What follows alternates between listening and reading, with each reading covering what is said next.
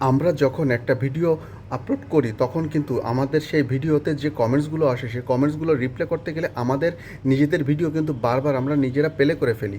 এই প্লে করার জন্য কিন্তু আমাদের রিচ ভিউ কিন্তু আটকে যায়, কমে যায়। সেক্ষেত্রে আমরা কি করতে পারি? আমাদের অবশ্যই উপায় আছে। সেই উপায়টা জানতে আমার স্ক্রিন শেয়ারের মাধ্যমে আমি আপনাদেরকে দেখিয়ে দিচ্ছি।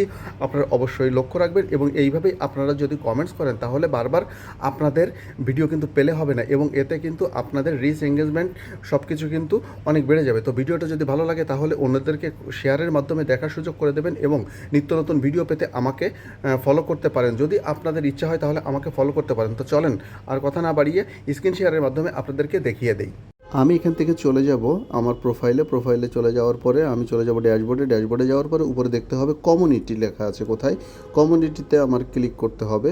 কমিউনিটিতে ক্লিক করার পরে এই দেখেন এখানে রেসপন্স টু কমেন্টস, এটার ডান সাইডে আপনার লেখা আছে সি অল। এই সি অলে ক্লিক করতে হবে। সি অলে ক্লিক করার পরে এখানে আপনি দেখতে পাচ্ছেন এই যে রিলস কোথায় আছে, আমার রিলসে আমার ঢুকতে হবে।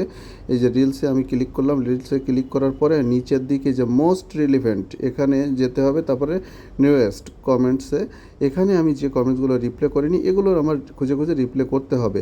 এই যে যেমন মৌমিতা মণ্ডল, ওনাকে আমি রিয়াকশন দিলাম এবং ওনাকে আমি এই যে রিপ্লাই কমেন্ট করলাম। রিপ্লাই কমেন্ট করে আমি পেস্ট করে দিলাম, ছেড়ে দিলাম। আবার নিচে চলে যেতে হবে। নিচে যাওয়ার পরে এই আরেকটা রিয়াকশন দিলাম। রিয়াকশন দেওয়ার পরে আমি এখানে কমেন্ট করলাম, কমেন্ট করে ছেড়ে দিলাম। তারপরে আমি আরও একটু নিচে চলে গেলাম। যেগুলো করা হয়নি সেগুলোই যদি করে দেওয়া হয় তাহলে এঙ্গেজমেন্টটা ডিসএঙ্গেজমেন্টটা ঠিক থাকবে। এটাতে আমি রিয়াকশন দিলাম এবং এটাতে আমি আবারও কমেন্ট করে দিলাম। এভাবেই করতে হবে। ভিডিওটা কেমন লেগেছে অবশ্যই কিন্তু মতামত জানাবেন এবং নিত্য নতুন ভিডিও পেতে আমাকে উৎসাহিত করবেন।